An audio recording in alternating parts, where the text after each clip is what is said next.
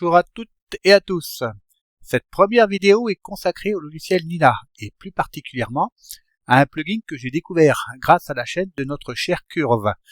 Je vous mets le lien de sa chaîne en description ainsi que le lien vers le fichier APK pour une installation sur mobile Android. Attention, cette application web est en phase de développement. Elle n'est pas encore dans le store, ainsi des bugs peuvent encore exister. Je vous la fais découvrir car je pense que son avenir est prometteur. La première phase consiste à ouvrir Nina et à installer le plugin TouchNStar. J'en profite aussi pour vous montrer les autres que je prévois d'utiliser. Alors, une fois l'onglet plugin ouvert, j'ai installé Advanced API. Ce plugin est indispensable pour faire fonctionner le plugin TouchNStar. J'utilise aussi Filter Offset qui me permet d'ajuster par filtre l'offset de façon un petit peu automatique. Hocus Focus pour la mise au point, PHD2 pour le guidage et 3-Point Polar Alignment pour l'alignement polaire. Et voici mon fameux plugin TouchNStar. 3 éléments sont à configurer. Le premier, Web App Enable. Bien sûr, effectivement, il faut l'activer. Le port d'accès. Par défaut, il vous est proposé le 5000. Et ce dernier élément, Use Access Control Header, sera à activer lorsqu'on souhaitera accéder à Nina via l'application mobile ou via une interface web qui ne serait pas présent sur le poste qui accueille actuellement Nina. Pour cette première démonstration, je vais utiliser un navigateur web. Pour cela, j'accède à Firefox ou à Chrome ou à Internet Explorer. Vous choisissez celui qui vous convient. Et dans la barre de navigation, je vais saisir l'adresse localhost 2.5000.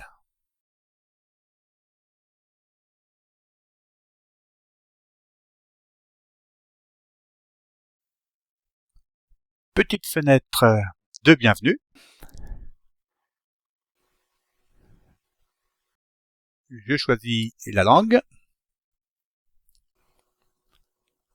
Je confirme. Je passe le tutoriel et si vous cliquez sur le petit bouton en haut paramètres, je vais pouvoir paramétrer les éléments de connexion. En cliquant sur l'icône d'à côté, vous remarquerez qu'on accède actuellement à l'interface Nina. Pour l'installation de l'application mobile, il vous suffit tout simplement d'accéder à Internet, de télécharger le fichier APK. À l'heure actuelle, c'est la 1.1.1.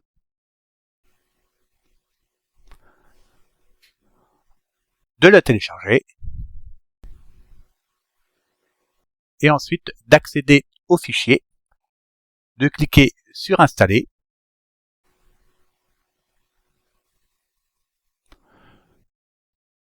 Une fois l'installation terminée, je clique sur Ouvrir.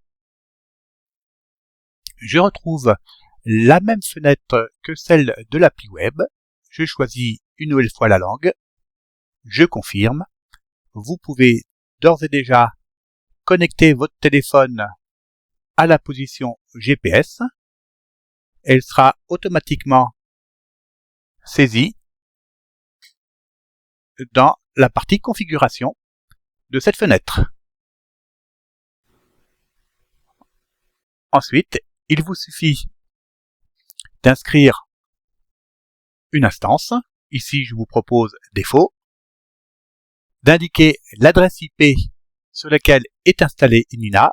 Ici, pour moi, 192.168.1.6. J'indique le port que nous avons vu dans le plugin TouchNStar. Je confirme. Je passe une nouvelle fois le tutoriel et vous remarquez, même fenêtre qu'avec l'appli web.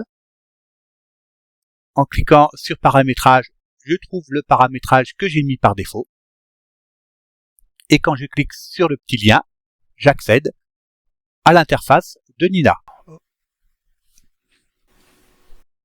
Dans cette dernière partie, je vous propose de faire un test avec un setup complet connecté à Nina.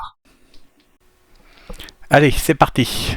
On essaye de connecter l'ensemble des instruments. La caméra, le focuseur, la monture et le guidage. On va maintenant essayer de naviguer dans les menus qui sont apparus en haut. Donc sur la caméra, on retrouve un certain nombre d'éléments.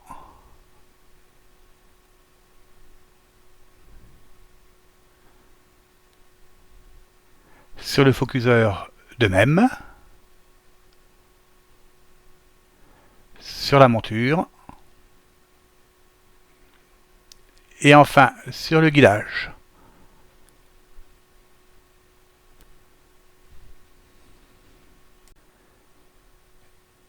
Et maintenant, on va tester la déconnexion totale.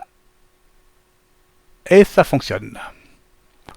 Voilà, écoutez, j'espère que cette vidéo vous a plu. Eh bien, je vous propose de vous abonner et puis de continuer à suivre cette petite chaîne qui, j'espère, va grandir et vous proposer des choses intéressantes. À bientôt!